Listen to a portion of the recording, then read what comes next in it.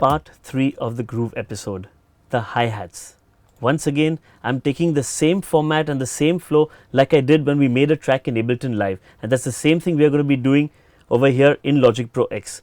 Once again, to mention to you, the only difference is that over there we only use samples. Out here our whole groove section is being made by VSTIs, and we have one sample which I will get to. So next in line come the hi-hats. Well, once again, before we go ahead, when we did the clap, just wanted to let you know I used the same drum kit in the VSTI, that's the EXS24, and the drum kit is the Roland TR808 kit. So if you have Logic Pro X or you have Logic Pro, even if it's not the original, the new version in Logic Pro 9, this VSTI is there and you'll have no problem making the same groove that I did. Again, went down to the piano roll and just put in the notes. That's it. So let's get back to the hi-hats. Well, I wanted to put a set of closed hi-hats on this one. So again, opening up the EXS24 Roland TR808 kit, and I've selected the hi-hats from there. So let's listen to them. What I've basically done is I've put the hi-hat exactly after the kick. So when the kick comes, the hi-hat just follows it. And we have a groove like this. So if you listen to the kick and the closed hats together, this is what it sounds like. So the kick and the hi-hat. So at every low, we have the hi-hat coming in. Well, I didn't find it, complete with just this hi-hat. I wanted to give the hi-hat a slight variation. So I created one more software instrument track and added the EXS24, and again opened the same Roland TR808 kit. What I did is just give it one slight touch of variation in the closed hats hi-hat section. Check it out. Let me know if you can feel the difference. This is what we did first. Did you hear that one, just one closed hat coming in? Let's listen to it again. And there it comes again. That's right. Just one small addition and your hi-hat pattern just changes. So now we have the kick, the clap and the hi-hats together. Well, so now let's listen to the kick, the clap and both the hi-hats together.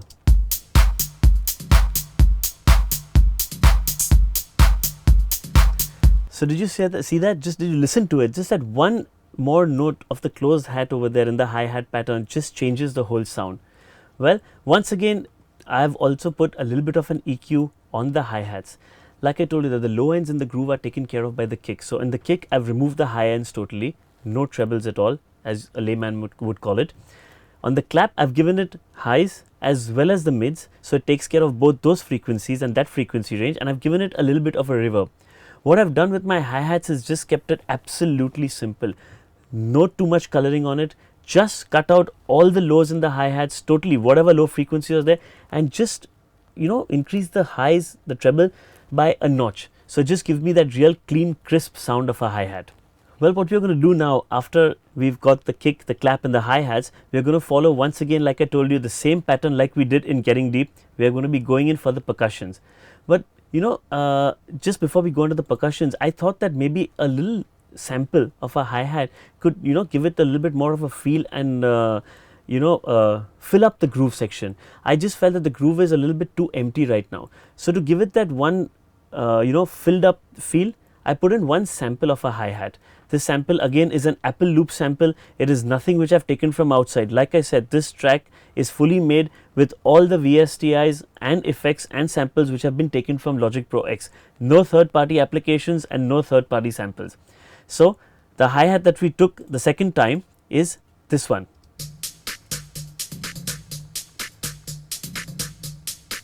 It's got a more of a rhythmic feel to it, so it just fills up the groove. So let's listen to the kick, the claps and both the hi-hats that we've selected, the sample as well as the VSTI, and see how this sounds.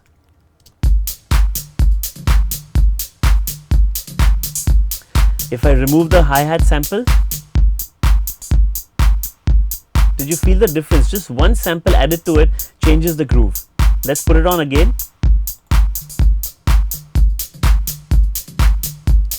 That's right. So once again, a simple groove, one kick, one clap, one hi-hat pattern, one hi-hat sample, and we are pretty much done. To give it a little bit more of a feel, what we are going to be doing is adding one simple percussion. Let's take a look at that percussion now. This is again a VSTI. I have not taken anything third party. This is from the Roland TR-808 from the EXS24. Let's listen to this one.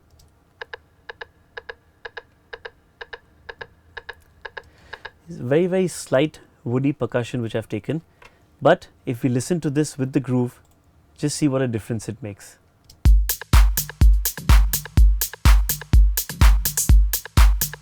Basically what I have done again in this percussion is put on an EQ to it. Like I told you, I don't need the high ends in this percussion because they're looked after by my hi-hat section, the sample as well as the VSTI hi-hats. And I don't need the low ends because that's been looked after by the kick. So what I need is just the mid-range frequency. Right now in my groove, before I added the percussion, my mids were being looked after only by the clap.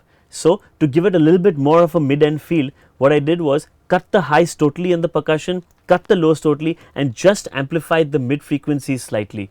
So now when we listen to the whole groove, this is what it sounds like.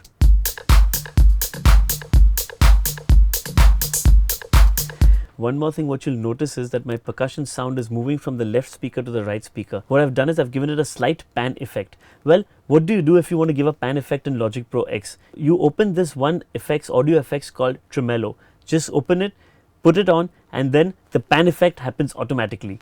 So, like I told you, the groove is done and set. We have the kick, two hi-hats, one is a sample, one is a VSTI, one clap, and just one woody percussion. And we have the groove totally ready. Let's listen to the groove step by step and add on the instruments to it so you get a better feel of it. We start with just the kick.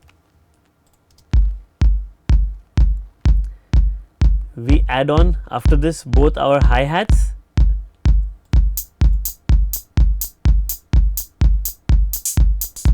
And then we add on the hi-hat sample which we selected.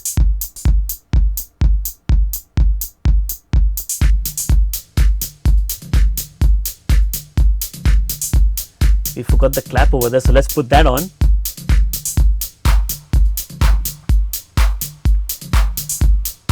And then last but not the least, a very important part, our percussion.